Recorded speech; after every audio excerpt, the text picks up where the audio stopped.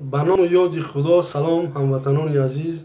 امیدوارم که در هر جای دنیا که هستین خوب و صحت و سربلند و دور از گزند روزگار در حفظ و امان الله یگانه قرار داشته باشیم. قسمتی که همه ما و شما در جریان هستیم، روز 1 سپتامبر یکی از برادران فعال و مبارز حرکت سیاسی گروه 24 شهابالدین بدلوف از طرف پلیس روسیه در شهر نیژنی نوگورод رابرده شد. تا امروز قضیهش نامعلوم باقی مانده است و قلب‌های ما هم همچون یک برادر، همچون یک توجیک، همچون یک مبارز همسفر خیلی پر آتش است و بی‌صبرانه طلب داریم از حکومت روسیه و از حکومت کنونی غارتگر و کثیف و بی‌غیرت تاجیکستان که در قضیه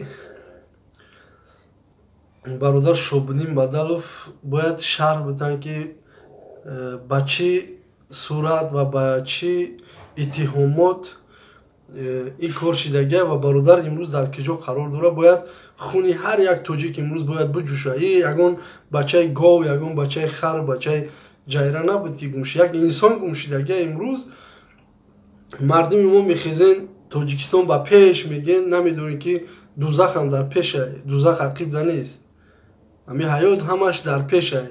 دوزخ بهشت با پیش گفته طرف دوزخ حرکت دارین. امروز کو جوانمردی شما خیانت نکرده است این برادر. این برادر رنگ ما و شما یک مهاجر بود، رنگ ما و شما در روسیه کار میکرد. بچه من چخیری که قطعیش در تماس بودم، بچه 5 وقت نمازخوان دهقان بچه بود که با مورچه را آزار را میداد. فقط گناهش همیه که بر ضد ظالم جنایت ظالم آشکار میکرد. چخیری که خودش چند بار در این مسئله در ویدیوش هست، تماشا کنین. میگه که مرا کارمندای امنیت زنگ زدن، گفتن که تو بس که کارو تا بگرد بیا، تو چی با که در اینترنت حرف میزنی بر ضد پرزیدنت. و شهابالدین میگه که من سوال دادم که شما در هم یک راه میرین، جنایتکار را میبینین، روتون را میگردونین اون طرف میگذارین میرین، یا که یگان چوره میبینین؟ گفتن که ما چوره میبینیم. وقتی که شما جنایتکار را دیدین چوره بینین، ما هم جنایتکار را دیدیم، ما نمیتونیم که خاموش باشیم. امام رحمان در حقیقت یک جنایتکار، یک ترسو، یک بی‌غیرت غارتگر آدم است. ما دیدیم، ما جنایت‌هایی را در مردم رساندیم. در سود و پروکرور، در مسئولینی که میتونن نسبت پرزیدنت چاره‌جویی کنن، ما رساندیم. بگذار که جنایتکار جواب بگه، نه که یک شخص مظلوم، یک شخصی که از حق، از حقیقت دفاع میکنه. و کسایی که تعریف و توصیف از امام رحمان میکنن، ما هم یک وقت فکر میکردیم که دیگه از این جوانمردتر در تاجیکستان نیست. و وقتی که با دین ما، با فرهنگ ما، با تمام مقدسات ما دست زد، ما حتی که این بدبخت میگن کافر گفتن درست نیست. یک انسان کسی که لا اله الا الله میگه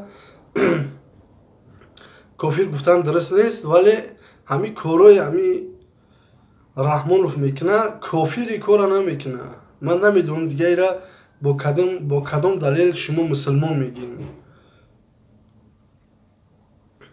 ببینید در ناحیه دنغره یک سفر داشت سال 2015 یا 16. در دهه غرغره یک مکتبه باید قایچی سیرنوک شخطی باید لنتش میبرید. سفر داشت. در همون کسی که میدونه بچه های دنغره رای тарафи Данғара Балҷувон дар сари роҳ гардиши деҳаи Ҳусейншайх, ҳамин хел деҳаи, агар хато накунам, бо бошам бачаҳои Данғара бинависанд.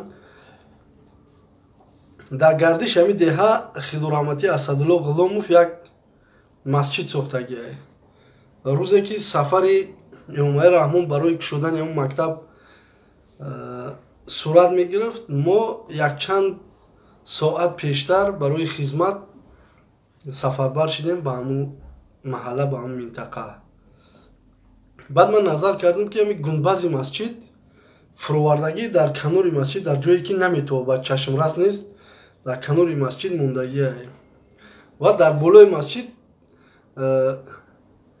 як надписи как будто иҷа идораи ҷамоат, ҷамоати ҳамон маҳал навиштан овехтан дар болои масҷид.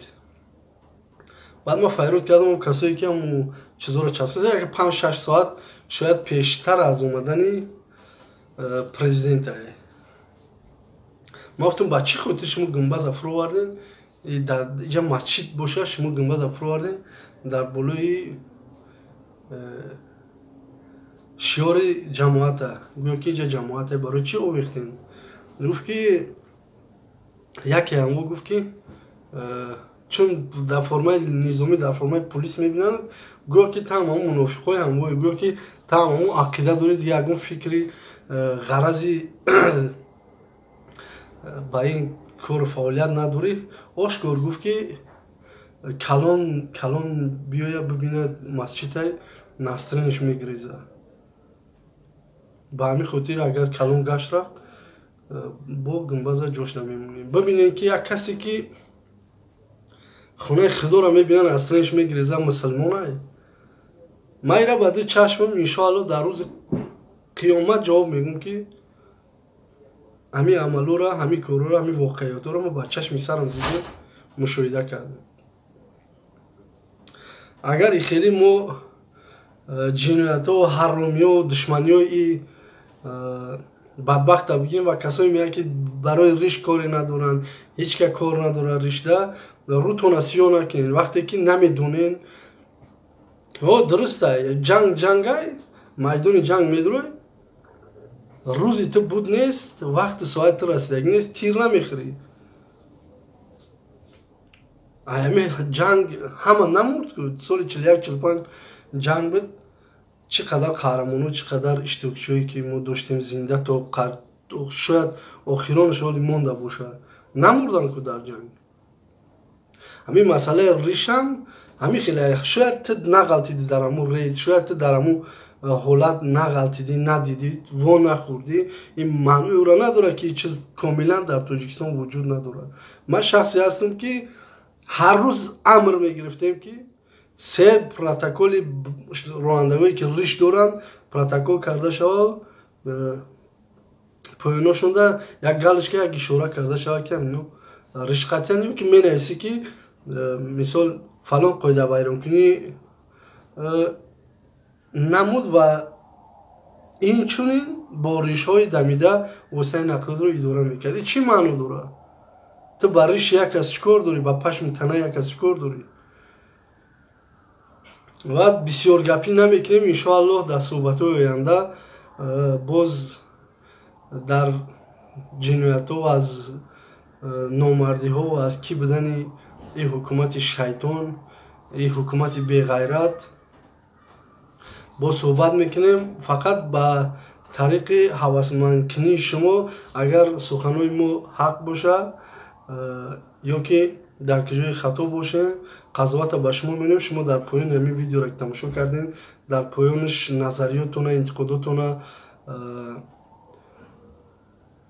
чиз мақсади нияте ки дорем бинависем. иншоалло ки мо мехонем.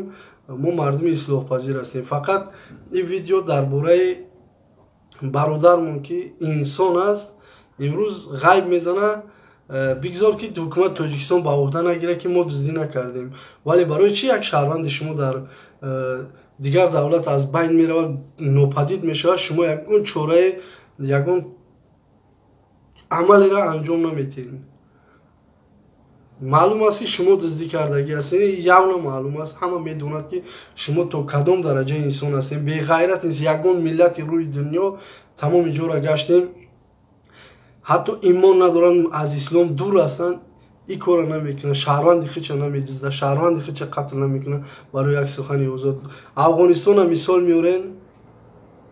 افغانستان ببینین، بلوگراش تماشا کنین، در داخل افغانستان کار فعالیت میکنه، انتقاد ای پرزیدنت میکنه، ای وزیر کارهای داخلی میکنه، ای وزیر امنیت میکنه، ای وزیر تندرستی میکنه، ای همه انتقاد نظر خیچ میتونه که آزاد بیان کنه در شبکه‌های اجتماعی. امروز ما برای یک سخن، برای یک لایک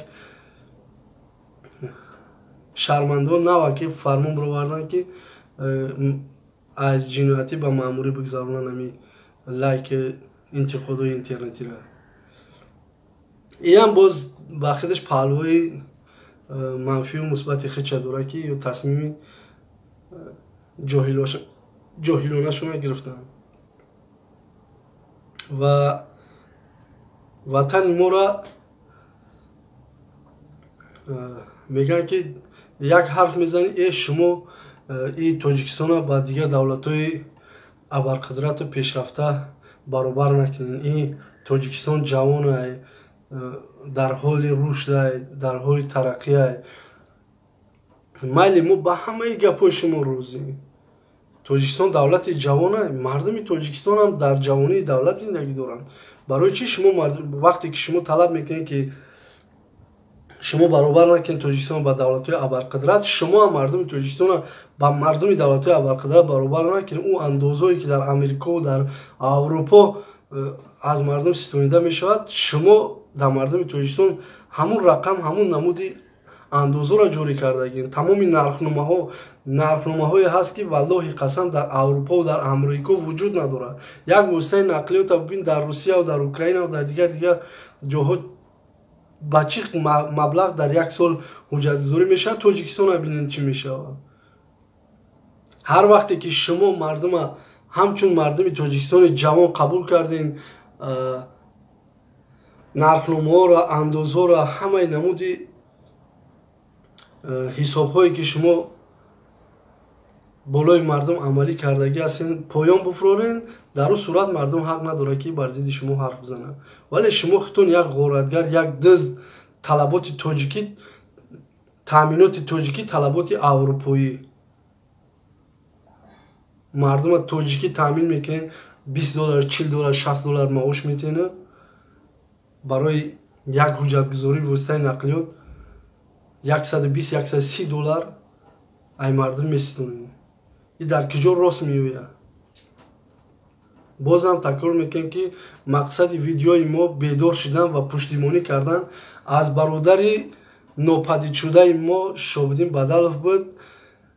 خاموشی را رعایت نکنین. این بدبختی، این یک روز این ظلم و ظلمی در هر یک خاندان تاجیک اگر همیخوای خاموش باشین میکوبه، داخل میشوه و فرزند یک پیوندی اویله شما در ضرر ظلم ظالمی میرسه. باقی سلام علیکم و رحمت الله و برکاته.